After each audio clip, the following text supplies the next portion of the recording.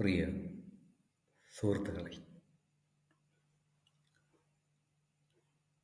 ഏകദേശം 6 വർഷങ്ങൾക്ക് മുൻപ് ഞാൻ താമസിച്ചിരുന്ന വാടക വീട്ടിൻ്റെ സിറ്റ് ഔട്ടിൽ അവിടെയാണ് ഞാനിരുന്ന് എഴുതാറുള്ളത്. അവിടെ ഒരു ചെടിച്ചട്ടിയിൽ ഒരു ചെമ്പരത്തി ഉണ്ടായിരുന്നു, വെള്ളച്ചെമ്പരത്തി. എഴുതുമ്പോൾ എത്ര വൈകി എഴുതിയാലും ഒരു പട്ടിക്കുഞ്ഞ് വന്ന് കൂടെ ഇരിക്കും. ഒരു പട്ടിക്കുഞ്ഞുണ്ട്, വന്ന് കൂടെ ഇരിക്കും. ഞാൻ ഉറങ്ങിയിട്ടേ അത് ഉറങ്ങാൻ പോകത്തുള്ളൂ. അപ്പോഴങ്ങനെ ഇരുന്നു പാതിരാത്രിയായി. അപ്പം ഞാൻ നോക്കിയപ്പം ഈ വെള്ള ചെമ്പരത്തിയിൽ ഒരു ചെറിയ തൈയാണത്. ചെടിച്ചട്ടിയിൽ നിൽക്കുന്നതുകൊണ്ട് തീരെ ചെറുതാണ്. അപ്പോൾ അതിലൊരു പൂവുണ്ടാവുമെന്ന് വിചാരിച്ചില്ല. നോക്കുമ്പോൾ അതിൽ മൊട്ട്. അപ്പം ഞാൻ ഉറങ്ങാൻ പോകാറായി. ഈ മുട്ട എന്തോ എന്നോട് പറയുന്ന പോലെ തോന്നി. ഇങ്ങനെ തല കൊമ്പിട്ട് നിൽക്കുകയാണ്. അത് പറയുന്നത് മറ്റൊന്നുമല്ല, ഞാൻ ഉടനെ വിരിയും, അത് കണ്ടിട്ട് ഉറങ്ങിയാൽ പോരെ എന്നാണ് ചോദിക്കുന്നത്. എനിക്കറിയില്ലല്ലോ, എനിക്ക് ഉറങ്ങണ്ടേ.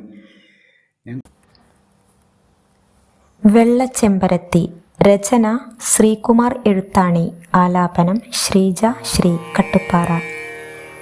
സൂര്യദേവന് മുൻപുണർന്നു നീ, ആരു നിന്നെയുണർത്തിയോ?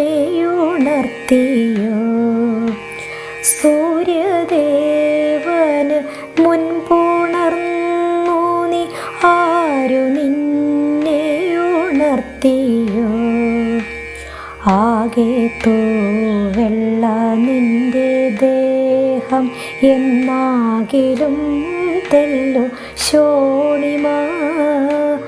നിദ്രയിൽ ഞാനമർന്ന നേരത്ത് ഭദ്രമായി നിന്ന മൊട്ടു നീ.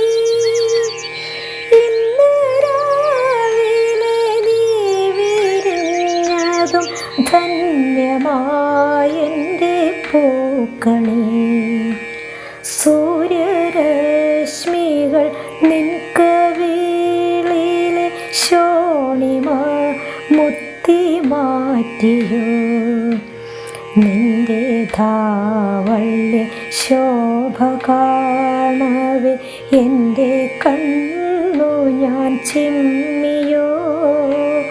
ശ്യാമമായി ഹരിതാഭമായി ദേഹ ശോഭ പേറുമി ചില്ലയിൽ, നന്മതൻ കൈവിളക്കു പോലിന്ന് കൺമണി പൂവായി വന്നു.